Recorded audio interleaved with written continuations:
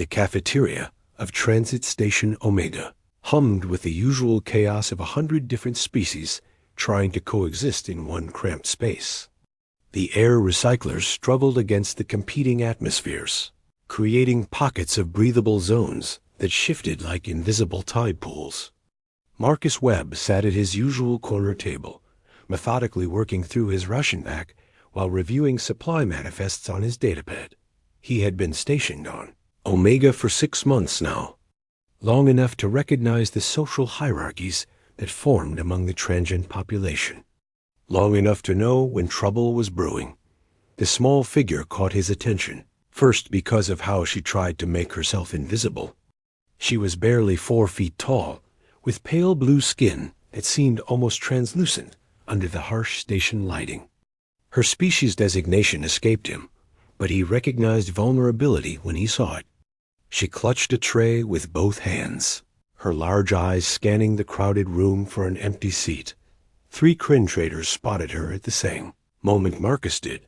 The Kryn were bipedal reptilians, tall and broad, with scales that rippled in shades of green and brown. They dominated the commercial shipping lanes in this sector, and they knew it. The lead Kryn, distinguished by the scarred ridge above his left eye, deliberately stepped into the small alien's path. She stopped, lowering her gaze in a gesture that seemed instinctive. Submissive, Marcus set down his datapad. The scarred Kryn said something in the station's trade language, a bastardized mix of a dozen tongues. The girl responded quietly, her voice too soft to carry across the cafeteria's din. Whatever she said, it made the Kryn laugh. His companions joined in, their harsh vocalizations cutting through the ambient noise. Other diners glanced over, then looked away. This was not their business. Getting involved in someone else's conflict on a neutral station was a good way to find yourself on the wrong end of a commercial blockade, or worse. The scarred Kryn reached out and flicked the girl's tray. Food splattered across the deck plating. She flinched, but didn't flee, instead dropping to her knees to gather the scattered contents. Her hands trembled as she picked up pieces of what looked like compressed protein. Marcus stood up. He was not an imposing figure by human standards, standing just under 6 feet, with the lean build of someone who spent more time in zero-G than planetside. But he moved with purpose as he crossed the cafeteria, and something in his stride made other beings step aside. The Kryn were still laughing when Marcus arrived. The girl had gathered most of her spilled meal, clutching it against her chest like precious cargo. Tears tracked down her face, though she made no sound. "That's enough," Marcus said. The scarred Kryn turned, his vertical pupils contracting as he focused on the human. "This does not concern you, mammal." "I'm making it my concern," Marcus replied evenly. The cafeteria had gone quiet in the way that spaces do when violence becomes imminent. The atmospheric processors seemed suddenly loud in the silence. The Kryn tilted his head, a gesture that might have been amusement or threat assessment. "You would challenge the Kryn consortium over this worthless creature?" Marcus glanced down at the girl. She stared up at him with eyes too large for her small face, shock evident in every line of her body. No one had ever stepped in before. That much was clear. "I'm not challenging anyone," Marcus said, returning his attention to the Kryn. "I'm telling you to leave her alone." "Or what, human?" The Kryn's hand drifted toward the blade at his belt. "Your species holds no authority here." Marcus smiled, and it was not a pleasant expression. "No authority, that's true. But we have something else." "What would that be?" "A reputation." The word hung in the air between them. Around the cafeteria, beings who had been carefully ignoring the confrontation now watched openly. The Kryn's companions shifted uncomfortably. Everyone knew about humans. Everyone had heard the stories. The species that had gone from primitive chemical rockets to FTL drives in less than a century. The species that had fought a 3-front war against the Dominion, the Hive, and the Collective simultaneously, and somehow survived.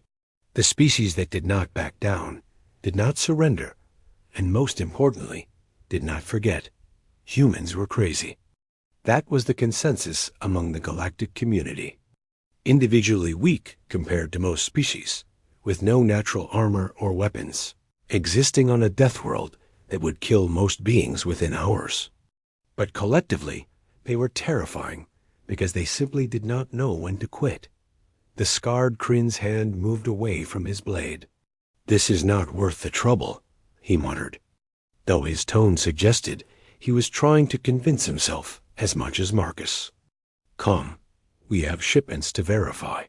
The 3 Kryn moved away, their departure creating a ripple effect as the cafeteria slowly returned to its normal chaos. Conversations resumed, though many eyes still tracked Marcus and the small alien. Marcus knelt down beside the girl. "Are you hurt?"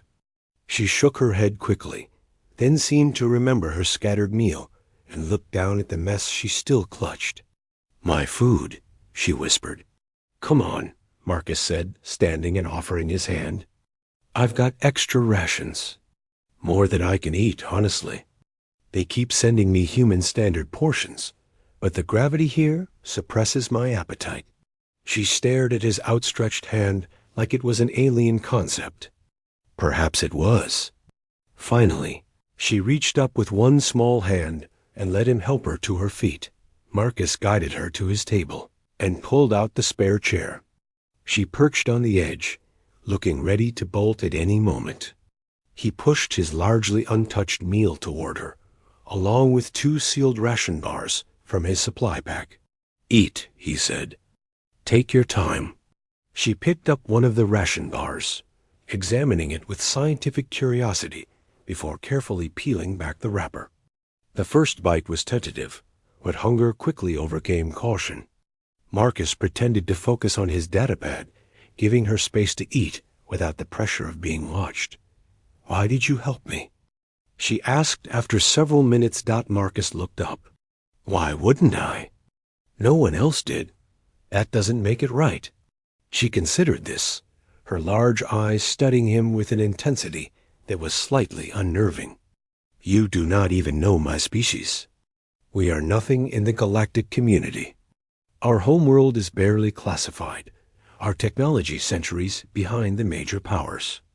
I am here only because my family scraped together enough credits to send me to University Station for education." She paused. "The Kryn consider us less than animals." "The Kryn can go to hell," Marcus said simply. A small sound escaped her, something between a laugh and a sob. "Humans really are, as they say in the stories." "Depends on the story. The ones that say you cannot stand to see the weak preyed upon. That you have this strange sense of justice that defies profitable logic." She took another bite of the ration bar. "My professor says humans are statistical anomalies. That no species should have your combination of compassion and violence, innovation and stubbornness." Marcus shrugged. "We're complicated.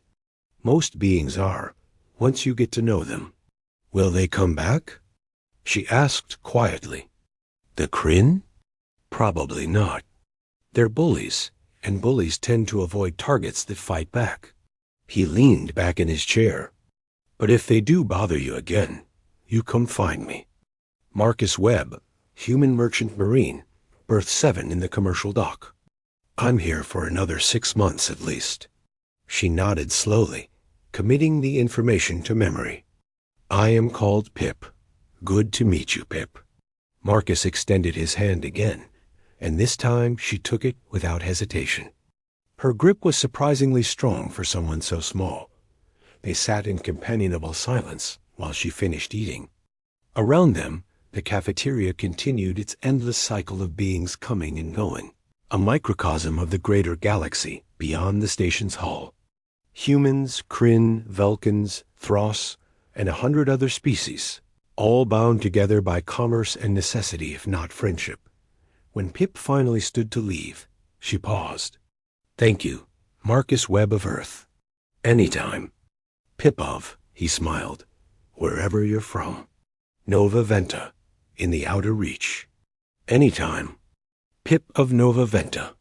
She left, and Marcus returned to his supply manifests. But he kept one eye on the cafeteria, watching for trouble.